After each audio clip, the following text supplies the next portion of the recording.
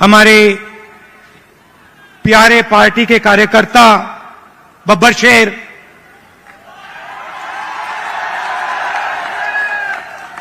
और शेरनियां, भाइयों और बहनों, छत्तीसगढ़ के युवाओं, प्रेस के हमारे मित्रों, आप सबका यहां बहुत बहुत स्वागत। इतनी गर्मी में आप आए, अपना कीमती समय आपने हमें दिया, हमारी बात सुनने आए, इसके लिए मैं बहुत आभारी हूं।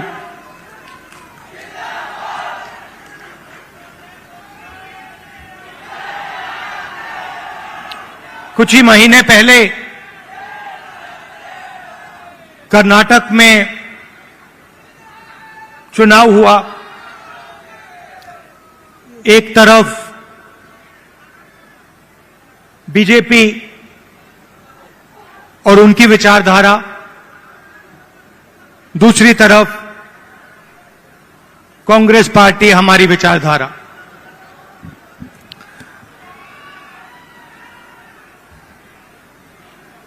उनका काम लोगों को बांटने का, नफरत फैलाने का, हिंसा फैलाने का। हमारा काम लोगों को जोड़ने का, नफरत के बाजार में मोहब्बत की दुकान खोलने का।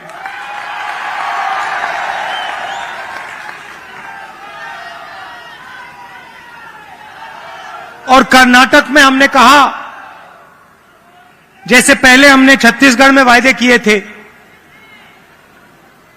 किसानों को सही दाम देने का वायदा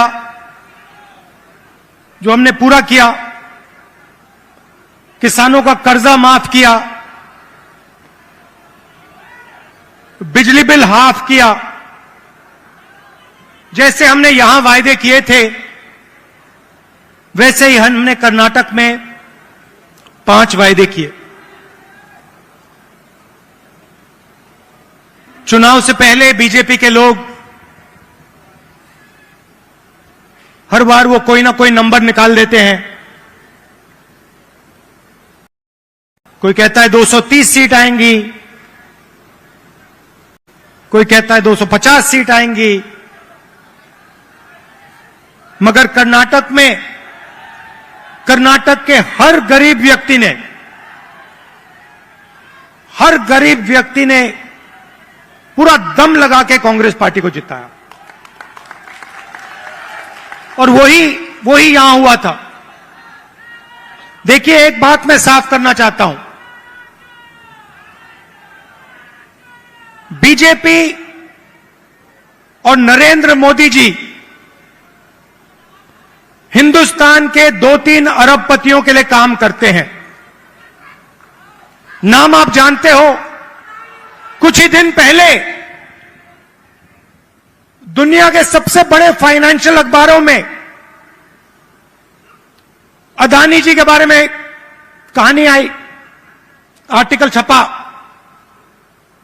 दुनिया के सबसे बड़े फाइनेंशियल न्यूज़पेपर में लिखा था, अदानी जी जो नरेंद्र मोदी जी के करीब हैं, उन्होंने हिंदुस्तान से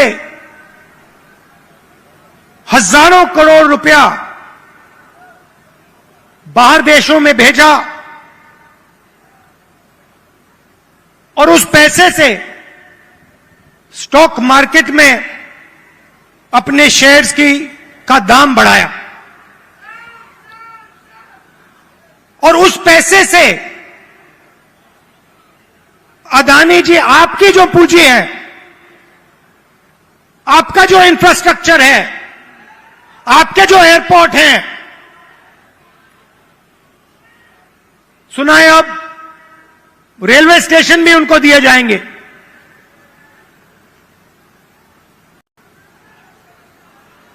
पूरा का पूरा एक व्यक्ति के हवाले किया जा रहा है। और मैं साफ कहना चाहता हूं कि चाहे वो कर्नाटक की सरकार हो, छत्तीसगढ़ की हो, राजस्थान की हो, हिमाचल की हो, और जो अभी आने वाली हैं तेलंगाना, मध्य प्रदेश, ये सारी की सारी सरकारें गरीबों की सरकारें होंगी, अदानी की सरकारें नहीं होंगी। और प्रधानमंत्री को साफ कहना चाहिए, देश को बताना चाहिए और छत्तीसगढ़ के युवाओं को बताना चाहिए कि वो अदानी जी पर इंक्वायरी क्यों नहीं करवा रहे हैं। ऐसी क्या बात है कि नरेंद्र मोदी जी अदानी जी पर इंक्वायरी नहीं करा सकते हैं? 2-3 सवाल हैं भाई और बहनों, युवाओं। ये जो हजारों करोड़ रुपए हिंदुस्तान से बाहर गया, ये पैसा किसका था? पहला सवाल, ये अदानी जी का पैसा नहीं था, ये किसी और का पैसा था। किसका पैसा था? ये पहला सवाल है। प्रधानमंत्री जी कोई इंक्वायरी नहीं करवाएंगे। मैं आपको साफ कह देता हूं, हिंदुस्तान का प्रधानमंत्री अदानी जी पे कोई इंक्वायरी करा ही नहीं सकता, क्योंकि अगर उसका इंक्वायरी का नतीजा निकल गया तो नुकसान अदानी जी को नहीं होगा, नुकसान किसी और को होगा। तो छत्तीसगढ़ में हमने क्या किया? छत्तीसगढ़ में किसानों को धान के लिए सही दाम दिया। और आज आप सारे प्रदेशों को देख लीजिए, लिस्ट निकालिए, सवाल पूछिए, धान के लिए सबसे ज्यादा पैसा कौन से स्टेट में मिलता है? जवाब मिलेगा छत्तीसगढ़, छत्तीसगढ़, छत्तीसगढ़। और प्रधानमंत्री जी यहां आए थे, मुझे याद है, बीजेपी के सब नेता आए थे और कहा था कि कांग्रेस पार्टी इस वायदे को पूरा नहीं कर सकती है। कहा था पैसा नहीं है। हमने साफ दिखा दिया, पैसा है और वायदा पूरा हमने कर दिया। जहां भी हम जाते हैं, हम झूठे वायदे नहीं करते। 15 लाख रुपए का वायदा हम नहीं कर सकते। नरेंद्र मोदी जी ने कहा था काला धन वापस आएगा, 15 लाख रुपए बैंक अकाउंट में जाएंगे। उल्टा हजारों करोड़ रुपए हिंदुस्तान से बाहर जा रहा है। इंटरनेशनल अखबार कह रहे हैं कोई इंक्वायरी नहीं।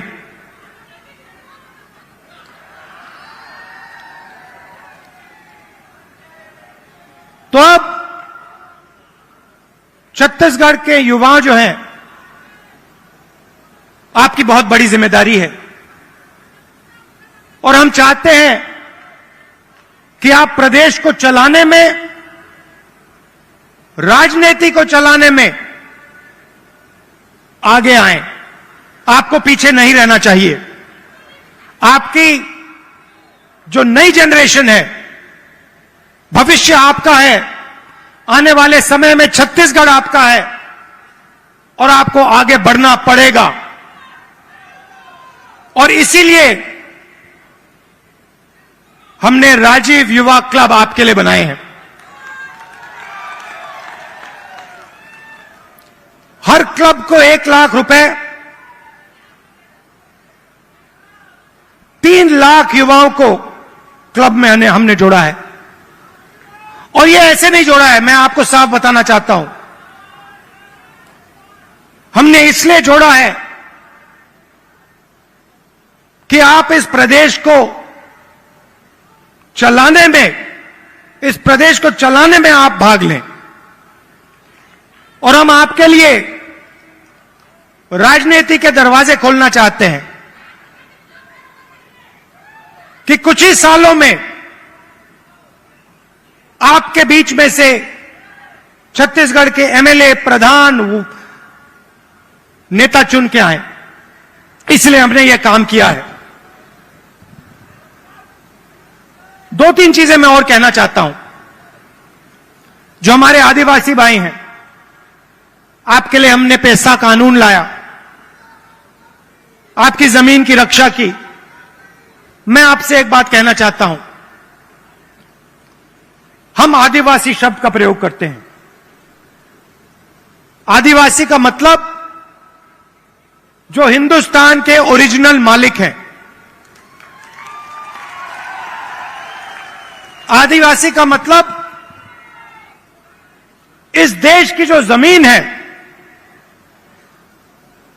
जो धरती है, उसके सबसे पहले आप मालिक थे। मतलब आपकी जमीन पर, जंगल पर, जल पर आपका हक बनता है। बीजेपी ने एक नया शब्द निकाला है, वनवासी। इस शब्द का बिल्कुल दूसरा मतलब है। हम चाहते हैं कि आदिवासी युवा जो भी सपना देखना चाहें, देखें और उस सपने को पूरा करें। डॉक्टर बनना है, इंजीनियर बनना है, बिजनेस चालू करना है, लॉयर बनना है, जज बनना है, मैन्युफैक्चरिंग यूनिट शुरू करना है, सब चीजों में आपको शामिल होना चाहिए। वो चाहते हैं कि आप जंगल में ही रहें, आप जंगल के बाहर ना आए। शब्द के पीछे सोच है भाइयों और बहनों। उनका कहना है कि आप पहले हिंदुस्तान के मालिक नहीं थे, आप जंगल में रहते थे और आपको जंगल में रहना चाहिए। हम कहते नहीं, जंगल का हक, जमीन का हक, जल का हक आपको मिलना चाहिए। मगर जो भी आप सपना देखना चाहते हो, जहां भी आप जाना चाहते हो, वो सपना आपके लिए पूरा होना चाहिए। यह फर्क है विचारधारा में।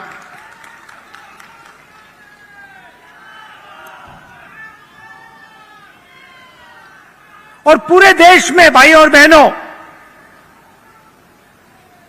पूरे देश में ये नफरत फैला रहे हैं। आदिवासियों को नया नाम दे देंगे, एक धर्म को दूसरे धर्म से लड़ा देंगे, एक भाषा को दूसरी भाषा से लड़ा देंगे, एक जात को दूसरी जात से लड़ा देंगे। हमारा काम जोड़ने का है। जहां भी ये नफरत फैलाते हैं, चाहे वो मणिपुर हो, असम हो, कर्नाटक हो, जहां भी ये नफरत फैलाएंगे, कांग्रेस पार्टी के कार्यकर्ता वहां जाकर मोहब्बत फैलाएंगे। ये हमारा काम है, ये हमारी जिम्मेदारी है। आप देखिए, भारत जोड़ो यात्रा का यही लक्ष्य था। कन्याकुमारी से हम शुरू हुए, श्रीनगर तक गए,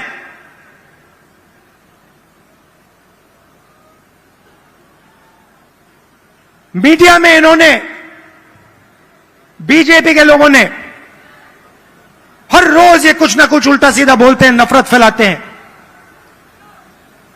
भारत जोड़ो यात्रा ने पूरे हिंदुस्तान को जोड़ने का काम किया। हर धर्म को, हर जात को, हर भाषा को हमने याद दिलाया कि आप सबसे पहले हिंदुस्तानी हो और आप सबको एक साथ मिलकर मोहब्बत के साथ, इज्जत के साथ रहना है। यह यात्रा का मैसेज था और यह बहुत गहरा मैसेज था, नया मैसेज नहीं था, बहुत पुराना मैसेज है। सदियों से यहां पे छत्तीसगढ़ में और बाकी प्रदेशों में लोगों ने यह मैसेज दिया है और यही कांग्रेस पार्टी का और हिंदुस्तान का डीएनए है। हम जोड़ते हैं, वो नफरत फैलाते हैं। हम किसानों के लिए, मजदूरों के लिए, छोटे व्यापारियों के लिए काम करते हैं, वो 2-3 अरबपतियों के लिए काम करते हैं। कुछ साल पहले मैंने बघेल जी से एक बात कही। मैंने कहा, जहां भी मैं जाता हूं, मैं युवाओं से पूछता हूं, आपके सामने सबसे बड़ी मुश्किल क्या है? बीजेपी ने जो हिंदुस्तान की रीढ़ की हड्डी है, आर्थिक रीढ़ की हड्डी है, उसको तोड़ दिया है। जो छोटे व्यापारी थे, जीएसटी और नोटबंदी ने उनको खत्म कर दिया, जानबूझ के खत्म किया। और जब भी मैं इनसे पूछता हूं, आपके सामने सबसे बड़ी मुश्किल क्या है, कहते हैं बेरोजगारी। और मैंने छत्तीसगढ़ के चीफ मिनिस्टर से कहा, देखिए, छत्तीसगढ़ में अलग अलग स्किल्स हैं, हर डिस्ट्रिक्ट में आप कुछ ना कुछ बनाते हो, मगर जो छोटे बिजनेस वाले होते हैं उनको बैंक का पैसा नहीं मिलता, उनको मीडिया का सपोर्ट नहीं मिलता। और मैंने छत्तीसगढ़ के चीफ मिनिस्टर बघेल जी से कहा कि आपका फोकस इन छोटे व्यापारियों पे होना चाहिए, छोटे बिजनेस वालों पर होना चाहिए, बैंक के दरवाजे उनके लिए खोलने चाहिए, और मार्केटिंग हो तो इनके लिए हो। और खुशी से मैं कहता हूं कि बघेल जी ने इस पे काम शुरू कर दिया है, और इससे आने वाले समय में लाखों युवाओं को फायदा मिलेगा, हजारों नए बिजनेस खुलेंगे और लाखों युवाओं को रोजगार मिलेगा। देखिए, आपको सिर्फ छत्तीसगढ़ की नहीं सोचनी है। छत्तीसगढ़ हिंदुस्तान का सेंटर है।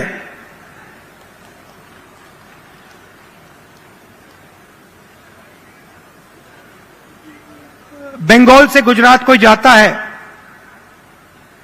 छत्तीसगढ़ से निकलना पड़ता है। आप सेंटर लाइन पे हो और आपको देश का लॉजिस्टिकल सेंटर बनना चाहिए कि आप इंफ्रास्ट्रक्चर तैयार करिए कि छत्तीसगढ़ हिंदुस्तान का लॉजिस्टिकल सेंटर बने।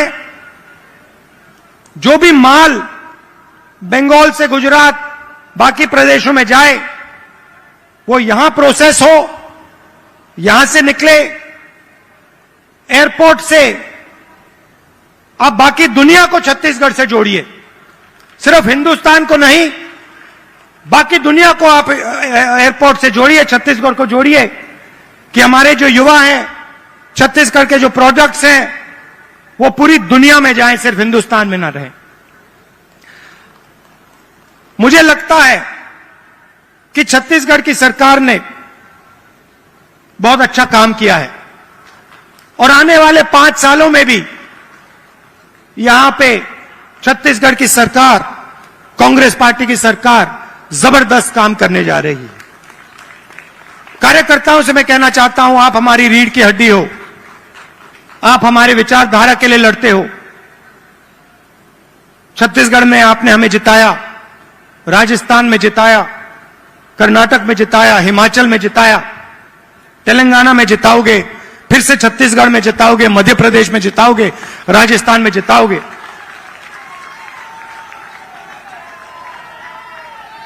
हमारी बघेल जी, हमारी सरकार को